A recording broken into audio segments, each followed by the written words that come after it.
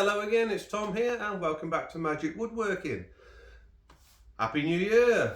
So what's in the boxes? Well, I've got the 18V Makita Track Saw, that's the DSP 600ZJ, and I'm going to do a full unboxing, review, do's and don'ts, pros and cons, and how to set it up for your first cut. So if that's something you'd like to see, sit right there and I'll take you through it.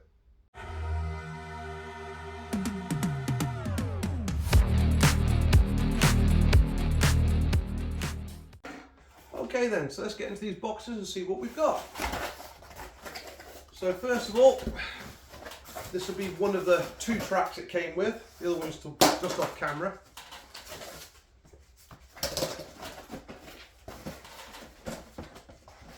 There's the cardboard.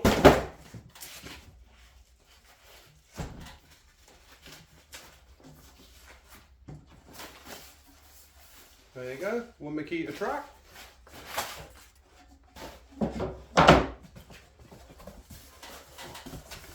Main box itself, plenty of packaging.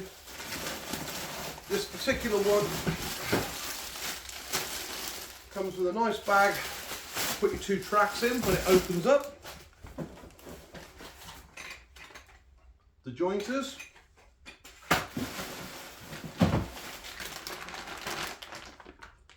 Pair of clamps.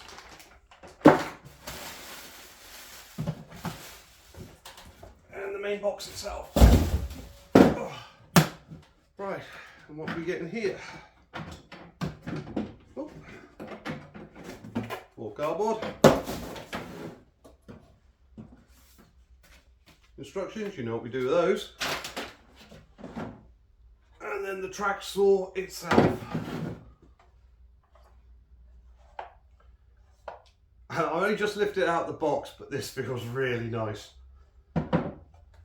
As usual, standard Makita hard case. I'm not a lover of these, but it's what Makita makes, so you know.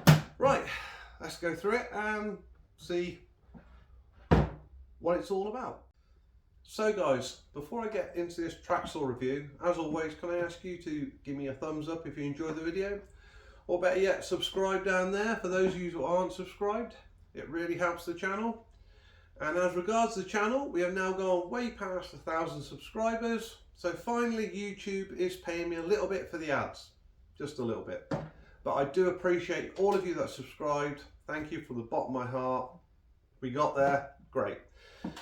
Now, as for this year with the channel, a lot of big things are happening. I've got a couple of big projects coming off, including a workshop move. I'm not sure, but I may even be building the workshop. If so, I shall document it, video it, so you guys can see what happens, and hope you enjoy what you see. Right, enough about that. Let's get back to this review. Okay then, so here's the track saw up close and personal. Right, let me go through some of the features with you. Firstly, there's your depth adjustment.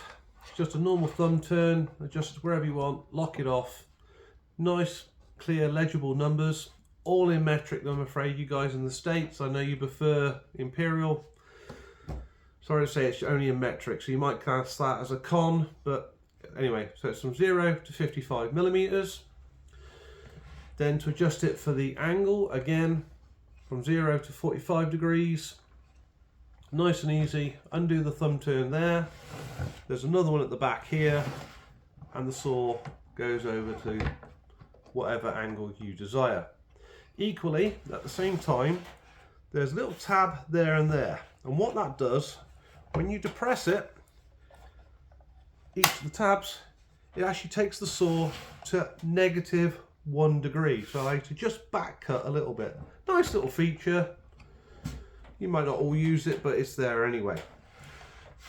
This here is a positive stop, so you can set this at 22.5 degrees. So when you go over, it clicks into position, or in this particular case, 90 degrees or 0 degrees.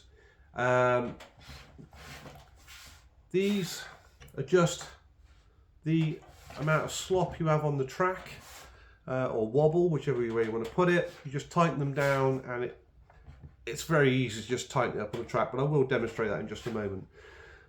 This button here locks it onto the track so it doesn't try to rock over. You have your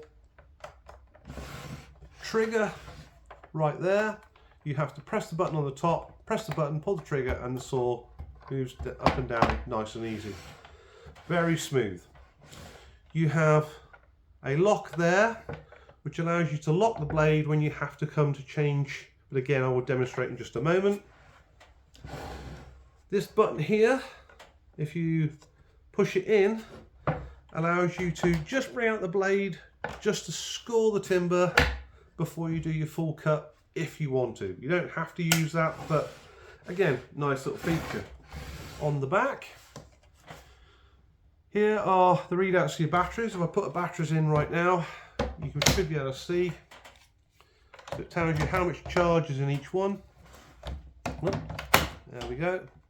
And as you can see, it lights up and shows you how much charge there is. And here is your speed control, going from 1 to 5, or from 2,500 RPMs to 6,300 RPMs, which can I actually say is the fastest in its class.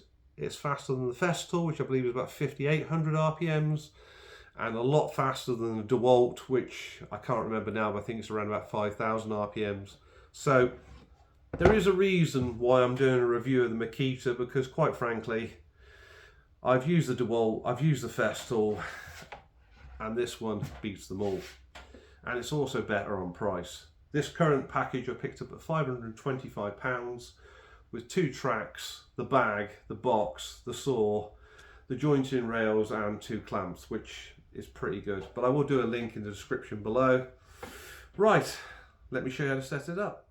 Okay, so when you're ready to make your first cut with your track saw, place the track saw onto the track, then adjust the 2 knobs I showed earlier to take any play or slop out of the movement.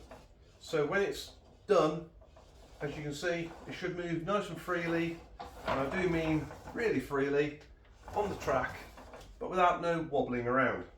Once you're happy you've done that, connect your 2 tracks together. I'll show shortly how to do that.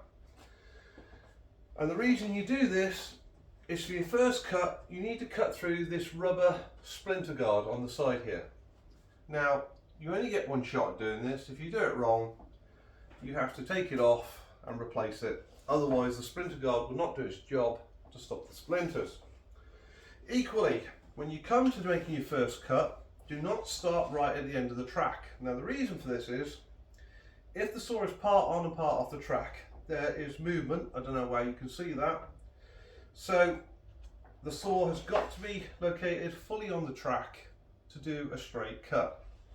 So what will happen is you'll plunge your saw into the material, do your cut 2/3 of the way through, stop, undo the clamp, reverse the track, so take that end of the track and put it to this end, and the part you haven't cut you can plunge through and finish the cut through. So no matter what, wherever you're cutting, the saw is fully on the track and there's no play, and you're getting a perfect cut through that splinter guard.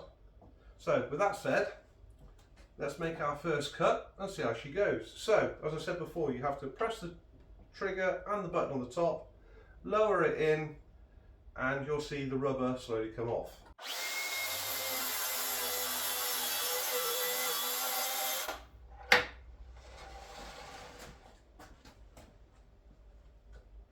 And as you can see, as you can see now, this is part of the rubber you cut off. Okay, when it comes to putting your 2 tracks together, you're given these 2 joining strips. Now, on these, there are 2 raised areas which face upwards. So that way you know which way they're to fit. You slide them in to your track, like so, and then slide the other track all the way up, so they're fairly parallel. That's it. A little bit of adjustment, as you can see. So as you can see, that's going across the joint. I've lined everything up by eye.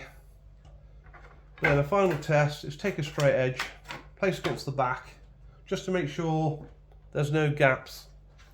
If you're happy that the straight edge has got no gaps, and this is in the center, there's 4 little Allen key or hex key bolts just to tighten up. And then when you've done it, there's another one to do underneath, exactly the same way. And that's all there is to joint in your 2 tracks together. Just tighten them up and you're ready to rock and roll again.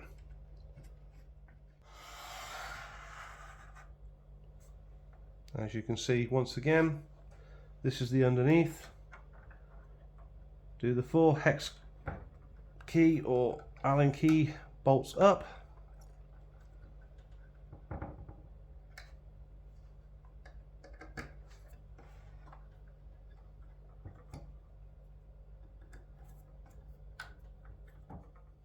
So, one final test to see how much it splinters across the grain on plywood.